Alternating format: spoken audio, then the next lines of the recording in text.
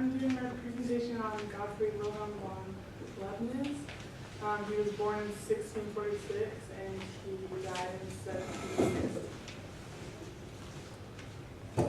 His father's name was Frederick Leibniz, who was a professor of moral philosophy. His mother's name was Katharina Schmuck, which was his dad's third wife. His father died when he was age 6, so he learned his moral and religious values from his mother, which played a big role in his life and the philosophies that he had. So since his father died, he would read a lot of books from his dad's library, which mostly included metaphysics books and theology books. And metaphysics deals with principles of things such as being, knowing, substance, cause, identity, time, and space. At age 14, he entered the University of Leipzig. He studied philosophy and mathematics, and philosophy was taught really well at that university, but mathematics wasn't taught so great. He also learned rhetoric, which is the art of using language to persuade people, and he learned Latin, Greek, and Hebrew. He graduated his bachelor's in 1663. He did his thesis on the principles of the individual. Which brought up,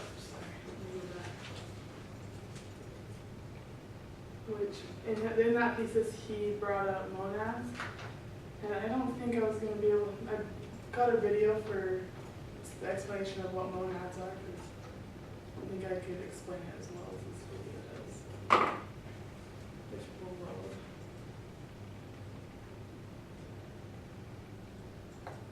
It'll take too long to load. No, it's all right. Give it a minute. Now, I think there's something wrong with the internet.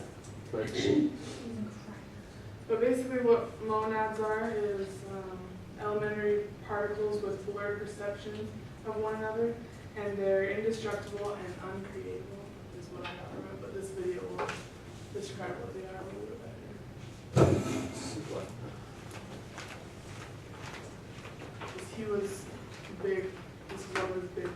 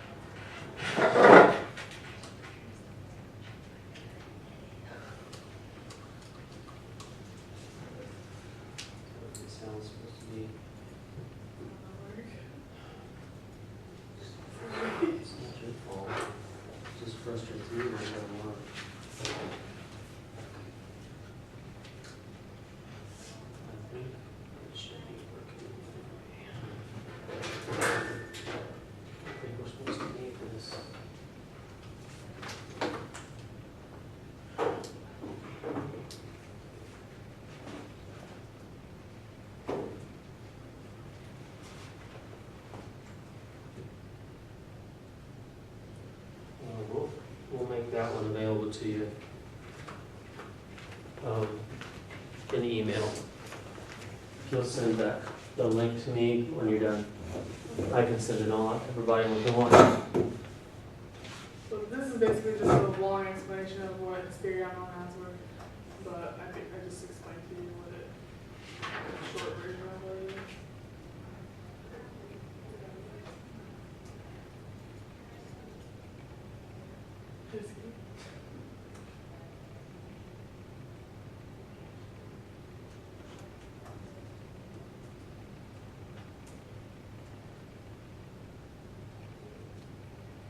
Alright, so he was awarded his master's in philosophy for a detailed study that he did on aspects of philosophy and law, studying relations and subjects with mathematical ideas that he learned from a philosopher named Weigel. A few days after he gave this presentation, his mother died. After that, he gave a dissertation on combinatorial art, which aimed to reduce all reasoning and discovery to a combination of basic elements, such as letters, sounds, and color. He was refused a doctorate in law at Leipzig, which was unclear why they refused him that. So he went to a different university called the University of Altdorf. So he got his doctorate in law in 1667 for a dissertation on perplexing cases. One big thing that he brought up in psychology was the theory of good. And in that he brought up three things: Platonism, perfectionism, and hedonism. Platonism is the view that goodness is coextensive with reality.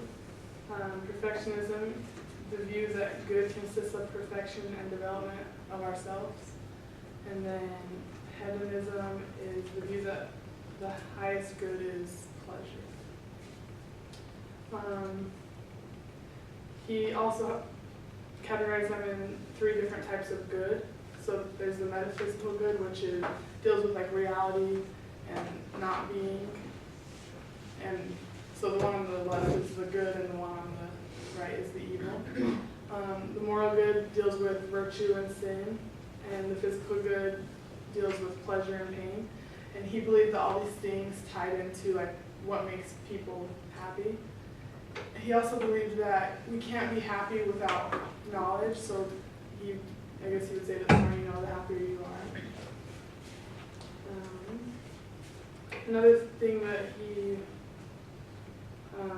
believed in was moral psychology, and he believed that people do good things to be a good person, and not necessarily to be praised, but just to be a good person, which tied into disinterested love, which is not self-love, but love of others motivates the virtuous person. He also believed in psychological egoism, which is what he would say is we do all for our own good. So those two things kind of like don't really agree with each other, but he did agree that we do a lot of what we do for ourselves and to make ourselves happy. He believed that desire causes all actions, and that satisfaction of desire. So when we do what we want to do, basically, then we have pleasure, and if we don't, then we feel uneasy about it. Failure to do what makes one happy is the consequence of ignorance, error, or not paying attention to what we know. And not satisfying desire accounts for our what he called weakness of will. And the only way to strengthen your will is to have advanced preparation. Locke and Leibniz were popular around the same time, but so they, I think they kind of worked together and stuff. So he disagreed with Locke in the empiricist concept, which was basically that human minds are like a blank sheet of paper.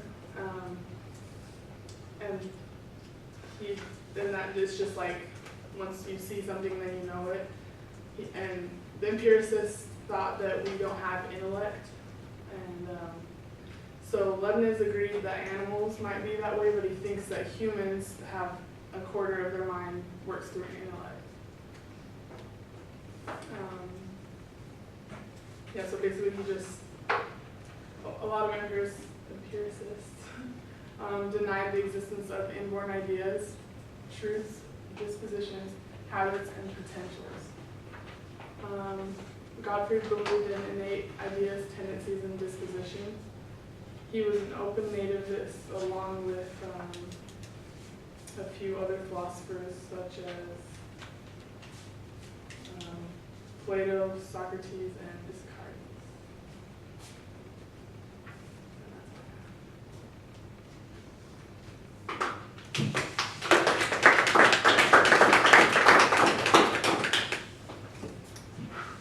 Pitbull. Sorry. So what can you tell us, what did you guys get from our talk about why this guy was important to psychology or what his contribution might be? Anybody? He tried to explain people's motives for things Okay. and why they do things. Anybody else? Can you go back? Like, I kind of missed the part about the theory of good. The theory of good action. Hold on. The theory of good is just like, I think he was trying to describe like things that we do to feel good mostly, and then just like categorize those in the different things. Okay.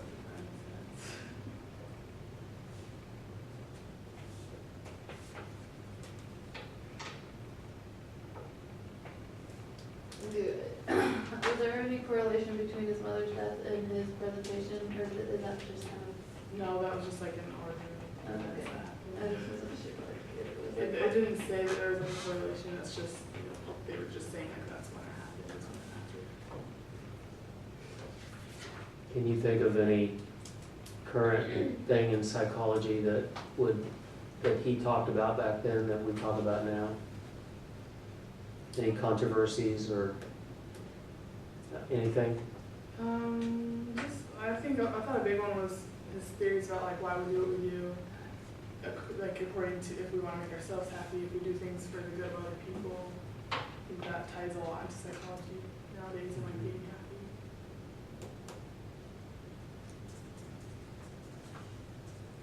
happy. Reality and non-being, what does that mean? Can you talk a little bit more about that? Those two theories, or those two parts of his theory? Just basically what I read was reality is like the good part of and non-being is evil, metaphysical. Sort of reminded me of when somebody asks you how you're doing, well, you can say, well, I'm above, I'm not 6 feet under, or I'm still breathing. You know, non-being versus being. Being can be painful, but it's better than the alternative, those kind of comments. That's what it reminded me of. I feel that in there, isn't it?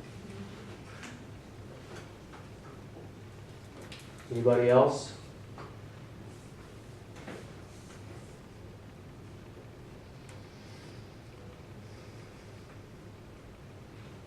So how do you think she did as far as presentation, just from what do you like about it?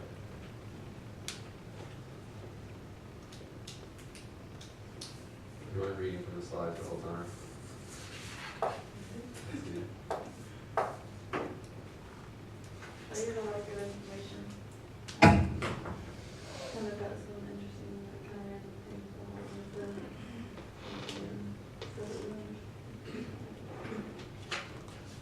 It was understanding what I'm saying a person. Or what you meant. And you may have said this, did you find anything that was specific about the way his life growing up and his psychological theories? Did they connect that at all?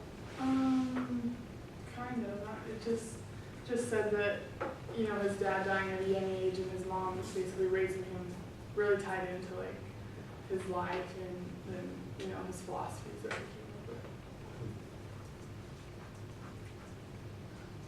Anybody else? All right.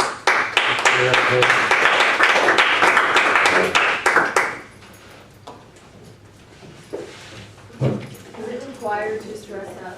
Oh. No. I won't take off points for that. But if you do dress up, people tend to notice, don't they?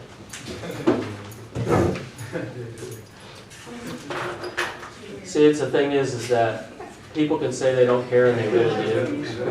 We know he's did.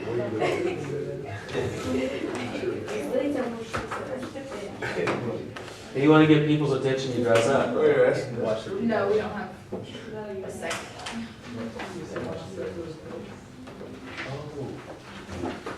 If you can just take notes on the same piece of paper I gave you for this second speaker, you can flip it over or something if you use the whole page. That's great that you use the whole page, so, unless there's extras. So do we need this? I don't know. No, you don't need that. Okay. But you might want to keep it if you wanted to make sure that you think about your presentation. I don't have one, I'm sorry. Are we supposed to? What? Are we supposed to have a handout? Yes. Oh. No, you don't have to have a handout, you have to have a paper. Oh.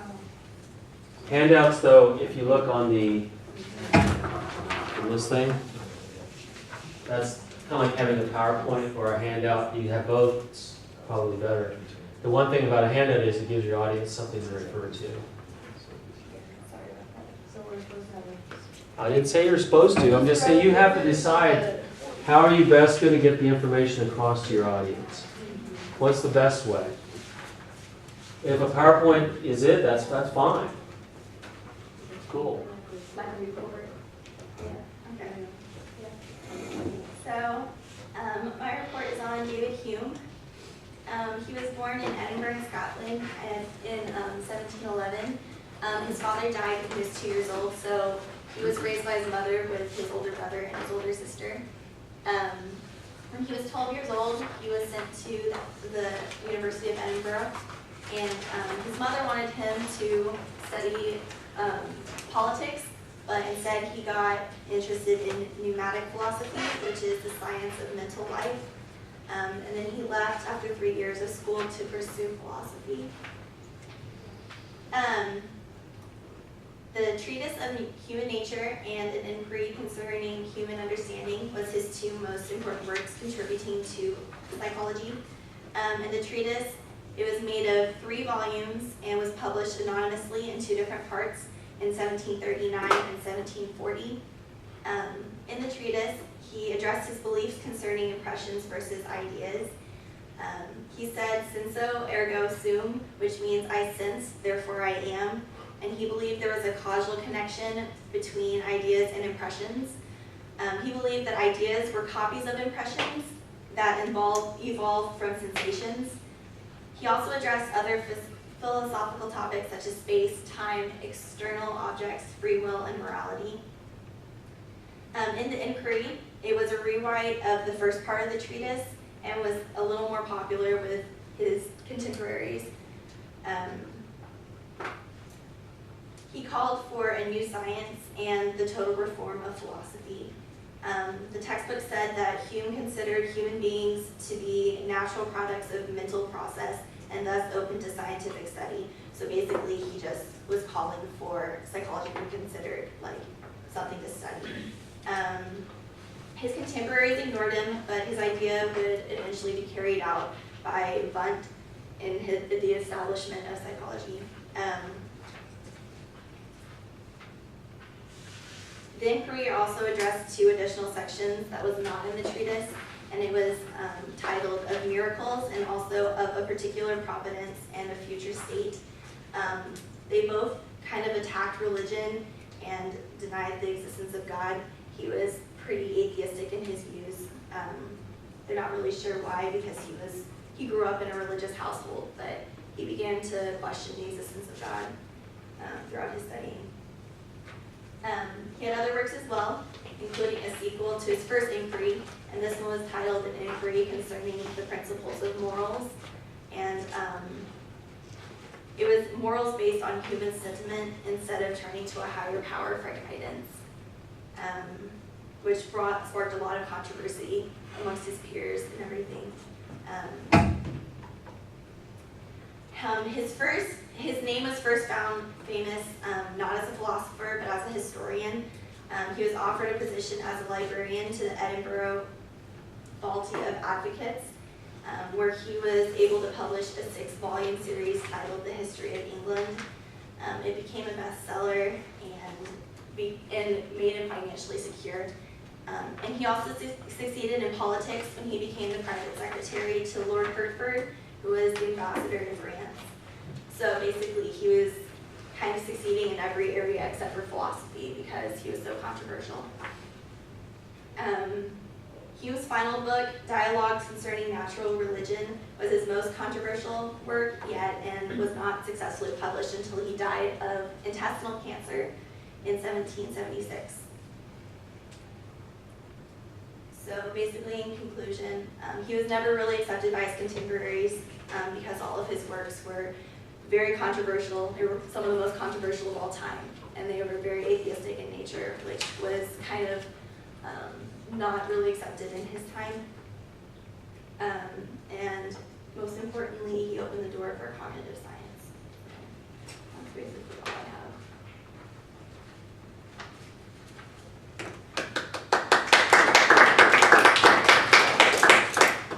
Okay. So what did you guys hear that he contributed to psychology?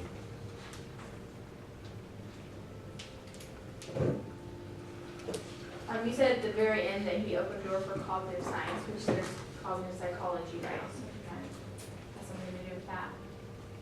How would you see that he opened the door for cognitive science? Like, it was mostly in his second book when he was really calling for, because psychology wasn't really something that was studied in schools and stuff. And so his essay was kind of basically saying that since, we're part of nature, that we should be studied as well.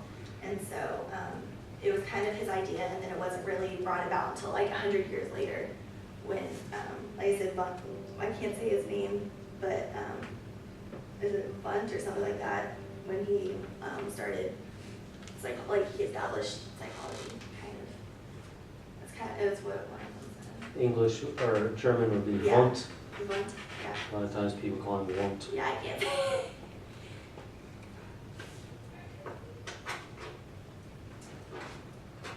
Anything else you guys got? I think just the fact that he said he was so controversial, and just so that opens a lot of doors for psychology because he's always trying to argue the other side.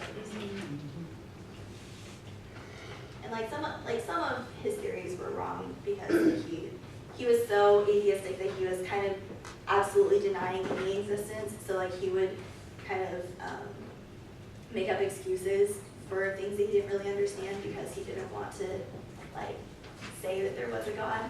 So some of that was really interesting, but he was very controversial. What was the beginning of his work published anonymously? Did you not want to? Mostly because all of his theories were just so he knew he wouldn't be accepted. I guess that's probably why it was anonymous. For his last book, all of his friends didn't want him to publish it because it would kind of taint his name almost. So it wasn't nobody would publish it for him. So I guess that's why he kept it anonymous. At the same time, he worked for somebody that was very important, so that probably too. helped him. Right. There was a time when everybody went to church, even if you're an atheist. Mm-hmm. That was a place to go. That's where it was accepted, that you were accepted even if you didn't believe. You were just supposed to be there. So there was a time when, even though he got rejected, I'm sure he still got honored for his intellect because he was obviously pretty bright. And if you go to any philosophy course, you're going to hear about Hume. He's very famous.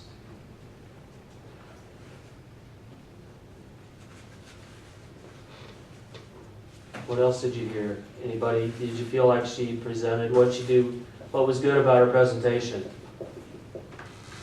You seem to know what you're talking about. When we asked you questions, you knew.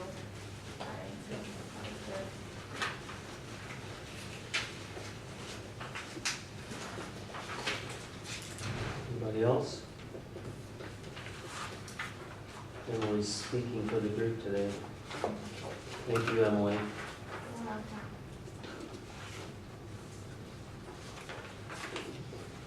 Okay, go ahead, Daisha. Actually, I just have a question. What is his name? Hume, David Hume.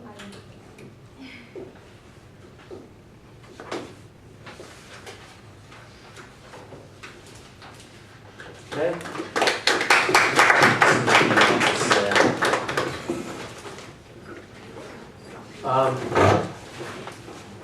Obviously, last Friday, I let the thing sneak up on me, so we're just gonna move all the presentations down one day. That was probably what you were trying to ask me, wasn't it?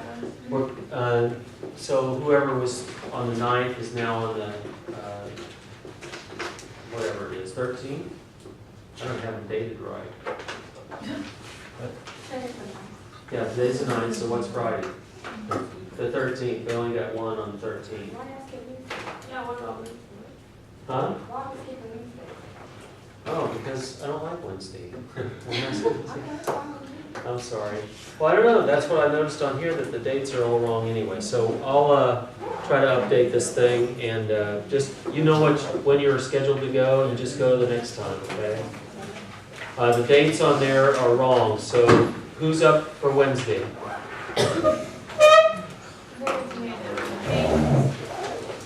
Okay, Emily Martin. Martin, yeah, right, Martin.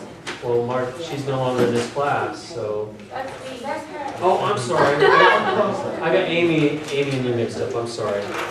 Okay, apologize. Okay, listen. Yeah, if you took notes during the class for the people that you were listening to, turn them in so you get credit for it. Just pass it down to the end. On the same page, that's fine. Just write down their names above where the stuff you took. Yeah, I'll get that. Tomorrow night is the 10 seconds, the power of decision. At the mid-high, you get Turn-It-In points to go to that. Those of you that missed the Friday workshop, it was awesome. It was probably one of the best ones that I didn't really know very much about. And you'd think suicide prevention would be pretty depressing. This woman was actually very, very positive. And she does have a YouTube video that I'm going to watch and see if we can watch it sometime in some of our classes. But just remember that waiting until afterwards, you can't go when it's late. So this is tomorrow night, so it's not like you'd have to miss school. Wait, what time? 6 to 8 p.m. at the mid-high. And you can look all that up in the phone book if you need the address and. Okay.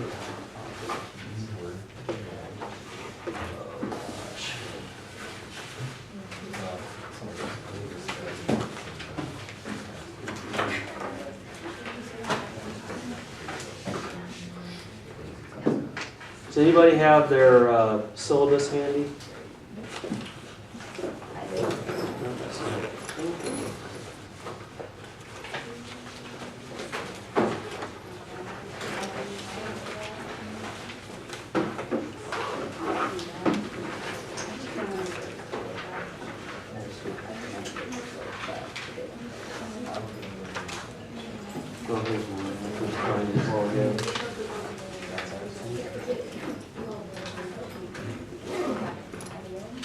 Okay, our exam is until the 25th. So realize the exam is going to be over 4 chapters. It's not till the 25th, but I don't want you to wait until the last minute because you know the book is rather difficult to read. Are we gonna get a review or anything? I'm just gonna say, here you go. Here you go. Have fun. Have fun. You called it. I'll see what I can do. I think yes, I can say.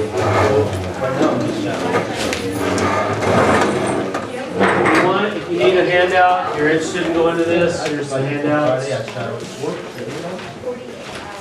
Maybe carpool, so you'd be more likely to do it. 3 hours. Oh, is that what you Yes, want? is that No. Oh, and I have the outlines for the two That's pages a for reality. the computers. The library internet wasn't working, so I was Are like, you not? just email to me. Yeah, just email. Did you Not yet. I'm waiting for the, I'll give it to you. shelter on the Next back. Oh, yeah. Probably. There you go. I've already got one of those. Yeah, you should actually, everybody should have because I emailed them. Thank you. Thank you. Yes. I'm not gonna be here Wednesday in class. Where are you gonna be? We have a game. I guess I should shut this off because I got it all on tape.